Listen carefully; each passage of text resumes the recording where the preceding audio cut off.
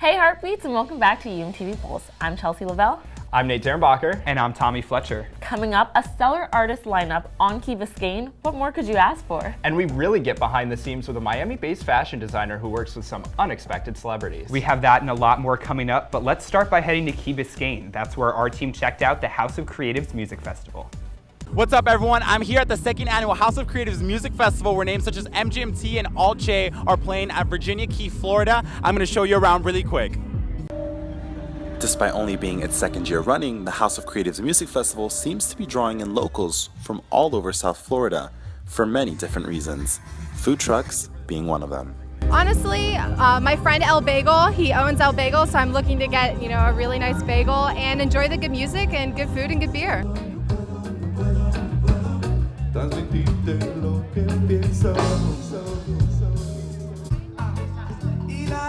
The House of Creatives Music Festival is known for hosting artists from all over the world, including Venezuela. But it seems they all have one similar interest in common, Miami.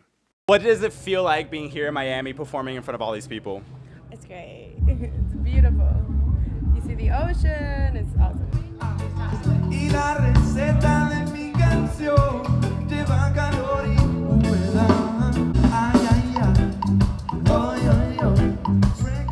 As the night progressed, bands such as Sir Sly, Wild Bell, Rawayana, and Who Made Who performed. And although there were some certain weather conditions disturbing the night, the audience decided to stay put until one highly anticipated band came on stage. Despite the rain, MGMT is still performing tonight, and people are very excited.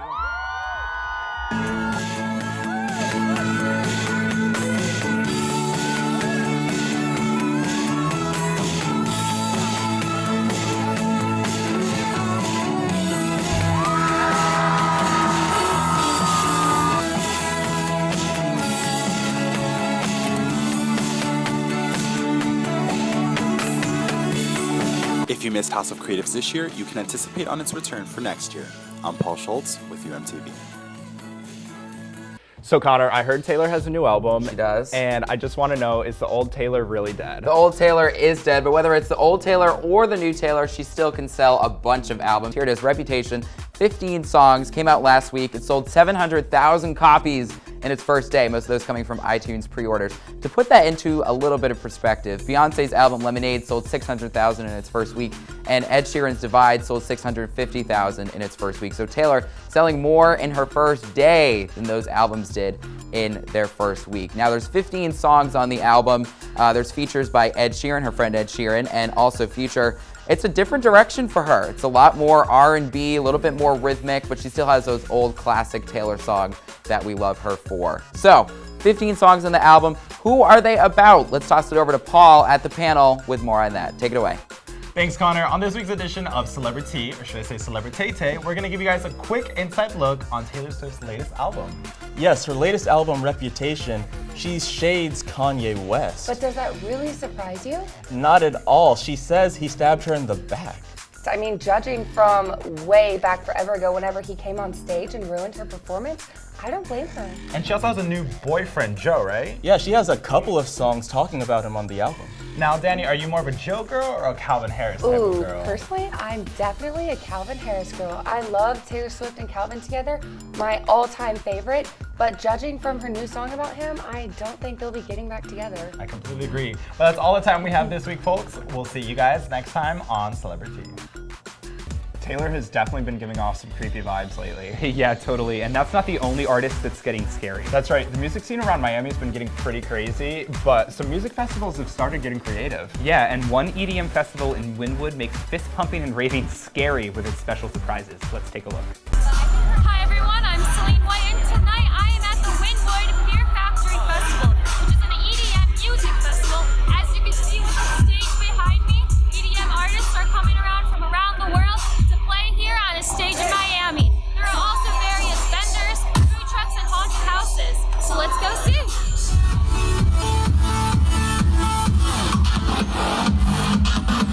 DJ Snake, Big Gigantic, and Porter Robinson were some of the artists that performed. As the DJs played their electronic dance music, fans jumped and shouted in the audience.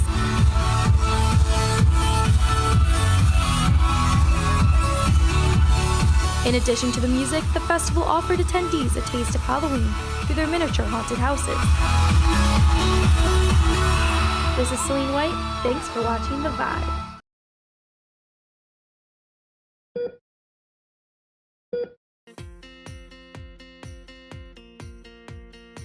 This is not your traditional classroom experience. Those days are gone. Today, we're bringing real-world experience to the School of Communication and building a real business from the ground up. Every day, students come into the consultancy and they put their creative talents and strategic insights to work for real clients and their businesses. It's truly an amazing experience to be a part of. We are binge thinkers. We are Orange Umbrella. Welcome back. Summer never really ends in Miami, which means it's always bikini season. We'll show you how to raise your pulse and get your beach bod while you're at the beach. Okay. Hey Heartbeats, I'm Charlie. I'm Charlotte. And I'm Talia. The Raise Your Pulse team ran to the beach this weekend to get in some sand resistance training. The clouds couldn't stop us from getting in a kick butt workout. This is what a crab walk looks like. Raise your hips high off the ground, take small, quick steps, and really work against the sand. Make sure to flex that ankle and push with the upper body. Here's a frog jump. Begin in a low squat. Bring both arms back and shoot forward. Land softly and explode again with power. And now, we have full body with some cardio. In this workout, only the balls of your feet touch the floor. And when they do, it's for just a second to dig your feet into that sand and erupt. All that heavy sand makes for intense resistance training. I bet you never ice skated on the beach before. Kick and follow through with your arms to propel your body. Don't let your back leg touch the sand. Get down in a plank and keep your abs and arms strong. This workout uses your core, arms, and calves. When you move your legs, make it quick and light. The best end to any beach workout is running in the deep, deep sand. You'll use so many little tendons and muscles you didn't even know about, plus it's time well spent with friends.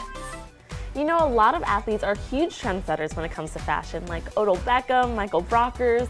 Yeah, well, Behind the Seams is in studio with a fashion designer who makes those famous athletes stay on trend. Really? Let's take a look.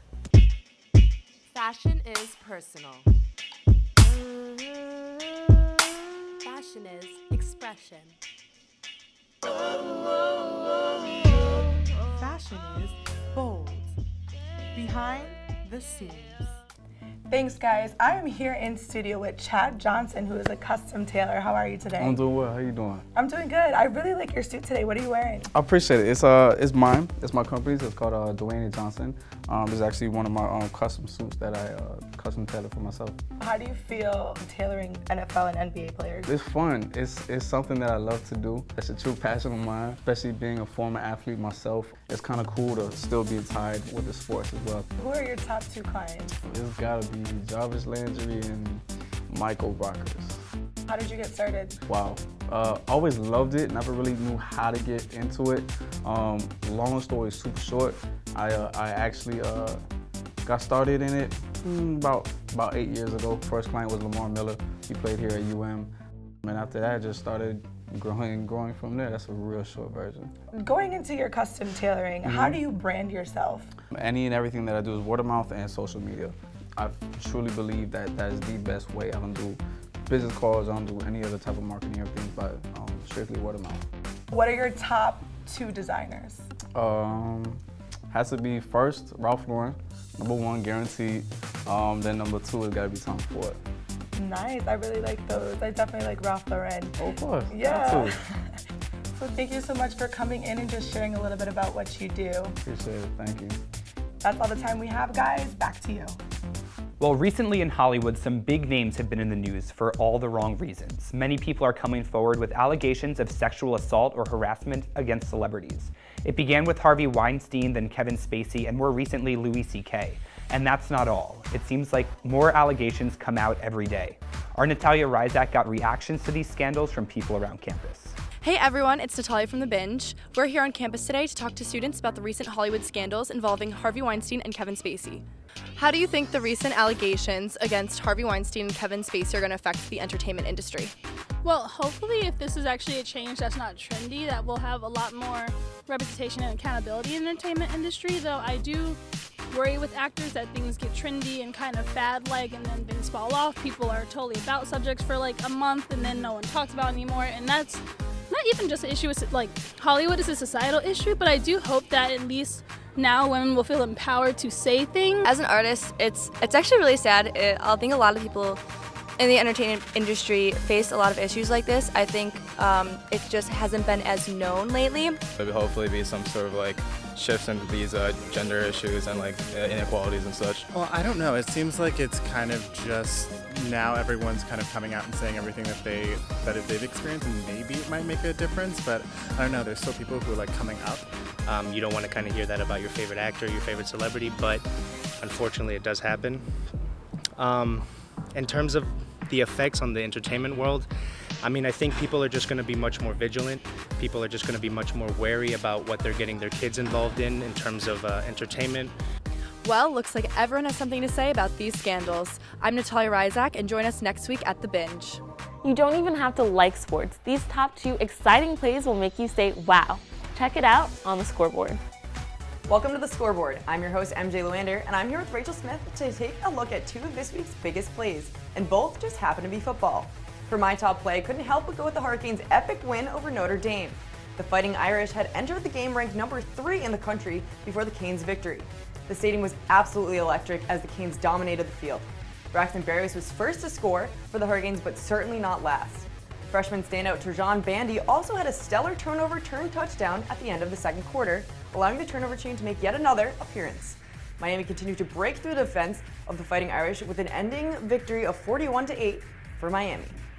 Football season, both college and the NFL, are in full swing. And MJ, I have to tell you, I'm so excited about this catch from Maurice Harris of the Washington Redskins. The NFL called this the catch of the year on Twitter, and it's giving me a little bit of deja vu from a famous touchdown Odell Beckham Jr. made a few seasons ago. But it wasn't enough for the Redskins to win, and they ended up falling 38-30 to the Vikings. I don't know about you guys, but I'm certainly ready for some more plays to come this week. I'm MJ Luander. And I'm Rachel Smith. See you next time on The Scoreboard. Everybody likes a happy ending, and as usual, we've saved the best and most delicious for last. The dessert headed out to OMG Brigadeiros to get a taste of their delicious Brazilian treats.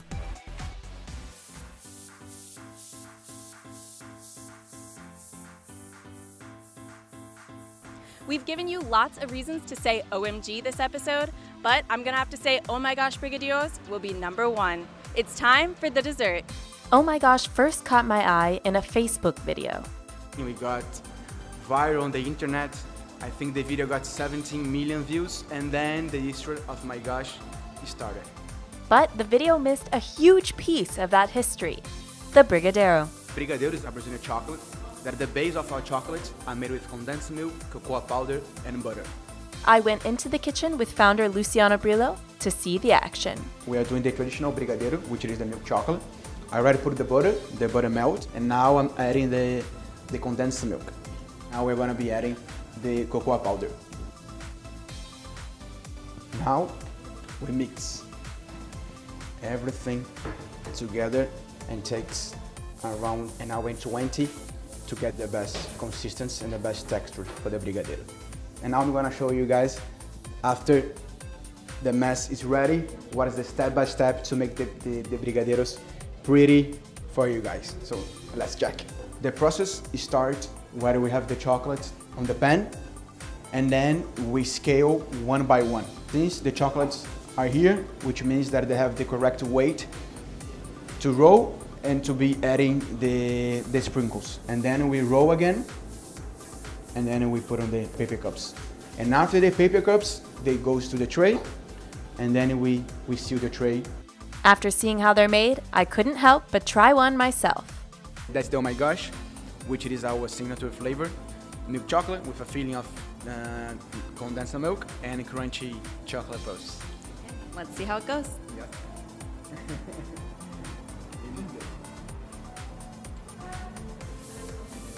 OMG.